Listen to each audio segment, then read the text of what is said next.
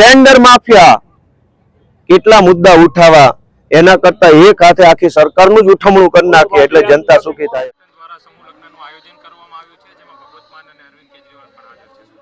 આજે ખૂબ જ શુભ દિવસ છે. વીર માંધાતા કોળી સમાજ સંગઠન દ્વારા ભાઈ શ્રી રાજુભાઈ સોલંકી અને બ્રિજરાજભાઈ સોલંકીના માર્ગદર્શન હેઠળ સર્વ જ્ઞાતિ સમૂહ લગ્ન 12મો યોજવામાં આવ્યો છે. છેલ્લા 12 વર્ષથી વીર માંધાતા કોળી સમાજ સંગઠન દ્વારા સમાજના છેવાડાના માણસને ઉપયોગી બનવાના ભાવથી, માનવતાના ભાવથી અને લોકોને ઉપયોગી બનાય, મદદરૂપ બનાય એવી લાગણીઓ સાથે આ સમૂહ લગ્ન યોજવામાં આવે છે. અને આજે વિશેષ ખુશીની બાબત એ છે કે આ પવિત્ર લગ્નના કાર્યક્રમમાં પંજાબના મુખ્યમંત્રી માનનીય ભગવંત માન સાહેબ અને દિલ્હીના પૂર્વ મુખ્યમંત્રી આમ આદમી પાર્ટીના રાષ્ટ્રીય અધ્યક્ષ અરવિંદ કેજરીવાલજી નવદંપતીઓને આશીર્વાદ આપવા માટે આવ્યા છે. આપણા ભાવનગરની ધરતી ઉપર આટલા મોંઘારા મહેમાનો અતિથિ વિશેષ આવ્યા છે ત્યારે હું ખૂબ ખુશીની લાગણી અનુભવું છું.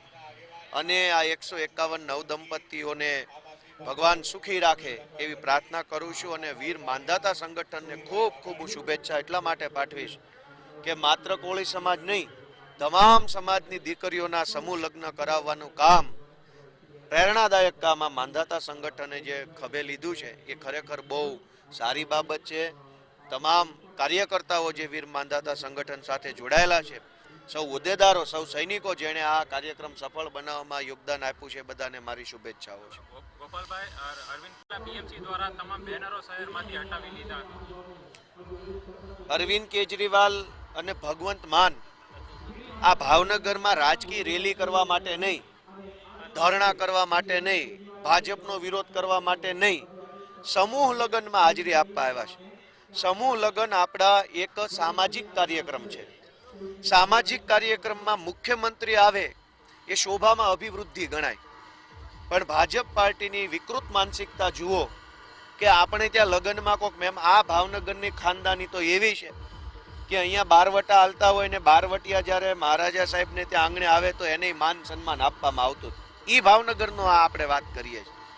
હવે તમે જો ભાવનગરના આંગણે સમૂહ લગ્નમાં હાજરી આપવા આવેલા મહેમાનના પાટિયા ફાડી નાખ્યા ભાજપવાળા, તો આના જેવા વિકૃત માણસો હું નથી માનતો ભારતમાં ક્યાંય બીજે હશે. આ તો વિકૃતિ થઈ. લગ્નમાં હાજરી આપવા કેજરીવાલ આવ્યા છે, રેલી કરવા નહીં, સભા કરવા નહીં, ધરણા કરવા નહીં, આમ આદમી પાર્ટીની મિટિંગ લેવા નથી આવ્યા. પવિત્ર કાર્યક્રમમાં હાજરી આપવા આવ્યા છે. એના સ્વાગત સન્માનના બોર્ડ માર્યા, એ જો ફાડી નાખ્યા તો ક્યાં ગઈ ખાનદાની? સૂત્રો પાસેથી એવી પણ માહિતી મળી હતી કે શહેર પ્રમુખ છે તેમણે જે કોર્પોરેશનમાં માહિતી આપી હતી કે આ બેનરો છે તે ગેરકાયદેસર લાગેલા છે. સૂત્રો પાસેથી તો એવી માહિતી મળી છે કે ભાજપ વાળાથી આખું કોર્પોરેશન દબાય છે. કોર્પોરેશનના જે સિંઘમો છે એ ભાજપ પાસે ચિંગમ બની જાય એવી માહિતી મળી છે. મેં પૂછ્યું કાલે, માહિતી ક્યાં, વિડીયો જ છે ને. પૂછ્યું કે લાય ભાઈ તારી પાસે છે ઓર્ડર? તો કે નથી, અમને ભાજપ વાળા કાકાએ કીધું છે. સૂત્રો તો બધું કહેશે, અમને સૂત્રો કહી જાય છે. તો અમે કીધું તમને સૂત્રો શું કહે છે, કેટલા 2 નંબરિયા બેઠા છે ત્યાં કોર્પોરેશનમાં. અને અત્યારે આજે 12:19 થઈ છે. ચાલુ કેમેરે હાલો તમે હોટલ સરોવર પોટ્રિકાની સામે હિલ ડ્રાઈવ વાળો જે રોડ છે, આપણે ત્યાં કાળિયાબી ટાંકી વાળો રોડ, ભાજપના ઝંડા અત્યારે લાગેલા છે. અત્યારે અહીંથી ચાલતા ચાલતા નીકળીએ. આ તો વિકૃતિની હદ વટાવી ગયા કહેવાય ભાવનગરની ભાજપના નેતાઓ, કે લગ્નમાં આવેલા મહેમાનના ફોટા ફાડી નાખવાના. વિકૃતિમાં વિકૃતિ કહેવાય. મને શરમ લાગે છે. હું ભાવનગરનો છું. આપણા ભાવનગરની ખાનદાની ખોવડાના ઇતિહાસ ઊંચા છે. એવા ભાવનગરમાં બેનર ફાડી નાખે. હું તો કહું બધાએ ભાજપ વાળાને પૂછવું જોઈએ કે આટલા હલકા ન થાવ રાજનીતિમાં, કે મહેમાનના બેનર ફાડી નાખ્યા, લગ્નમાં આવતા મહેમાનના.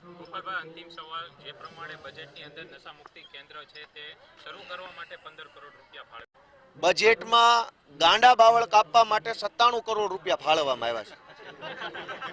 એનો અર્થ એ છે કે 30 વર્ષમાં ગુજરાતમાં વિકાસના નામે ગાંડા બાવળ જ ઉગ્યા છે. અને મને તો એ પ્રશ્ન થાય છે, ખાલી બાવળ જ ગાંડા છે? ગુજરાતમાં બીજું કાંઈ ગાંડું છે જ નહીં? ભાજપ વાળા હરીસા સામે ઉભા રહીને પોતાની જાતને પૂછે કે ગાંડા બાવળ સિવાય બીજું શું શું છે, તો એને હરીસામાં દેખાશે કે કેટલા ગાંડા વધ્યા છે. નશા મુક્તિ કેન્દ્ર પાછળ 15 કરોડ ફાળવા, ગાંડા બાવળ કાપવા માટે 97 કરોડ ફાળવા, 1 કિલો મીઠું આપવા માટે 59 કરોડ ફાળવા. આ બજેટ છે? કરિયાણાની દુકાન છે?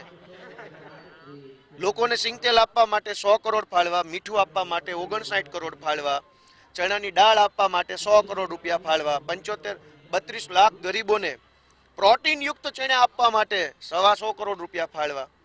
30 વર્ષ પછી ભાજપની સરકાર ગુજરાતમાં રહ્યા પછી લોકોને કિલો મીઠું સરકારે આપવું પડે છે. ભૂખમરો કેટલો વધ્યો હશે?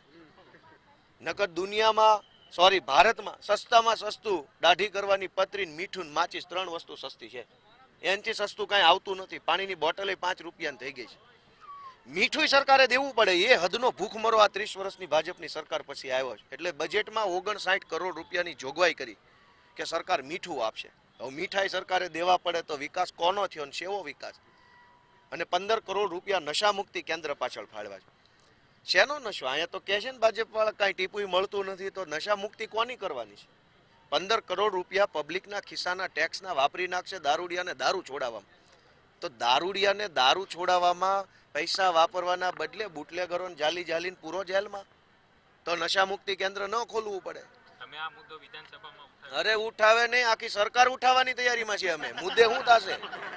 મુદ્દે થાય એમ જ નથી. હવે આખી સરકારનું ઉઠમણું કરવાની તૈયારીમાં છીએ અમે તો. કેમ કે કેટલાક મુદ્દા ઉઠાવા.